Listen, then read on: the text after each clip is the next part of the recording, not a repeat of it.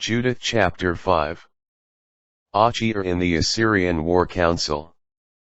It was reported to Holofernes, the ranking general of the Assyrian forces, that the Israelites were ready for battle, had blocked the mountain passes, fortified the high hilltops, and placed roadblocks in the plains. In great anger he summoned all the rulers of Moab, the governors of Ammon, and all the satraps of the coastland, and said to them, "Now tell me, you Canaanites, what sort of people is this that lives in the hill country? Which cities do they inhabit? How large is their force? In what does their power and strength consist? Who has set himself up as their king and the leader of their army? Why have they alone of all the inhabitants of the west refused to come out to meet me?" Then Achior, the leader of all the Ammonites, said to him, "My lord, please listen to a report from your servant.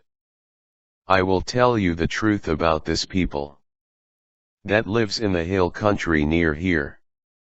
No lie shall escape your servant's lips. These people are descendants of the Chaldeans.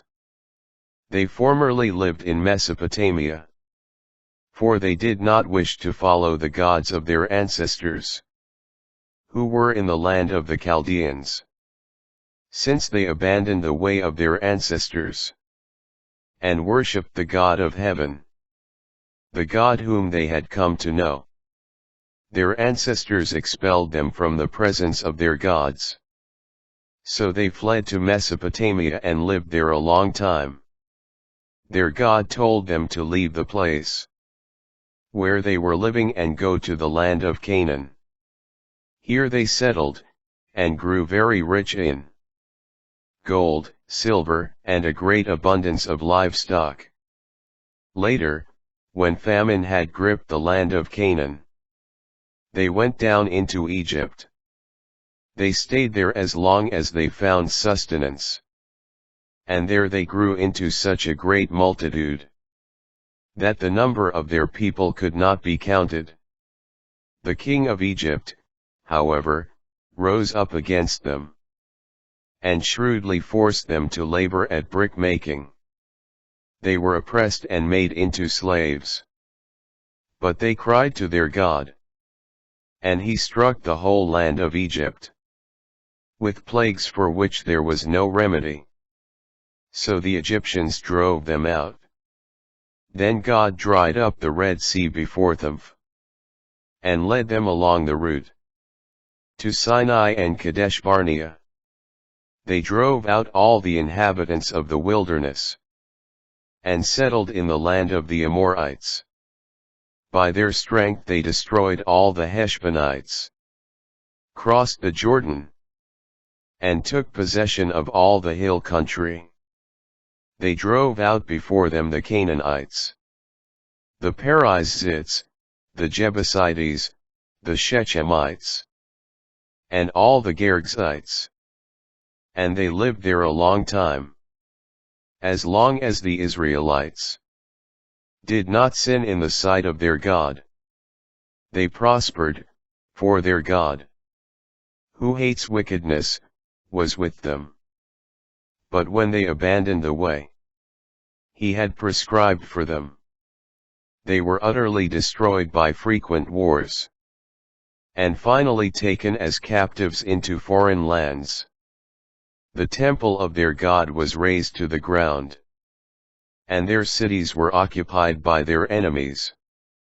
But now they have returned to their God, and they have come back from the diaspora, where they were scattered. They have reclaimed Jerusalem, where their sanctuary is, and have settled again in the hill country, because it was unoccupied. So now, my Master and Lord, if these people are inadvertently at fault, or if they are sinning against their God, and if we verify this offense of theirs, then we will be able to go up and conquer them.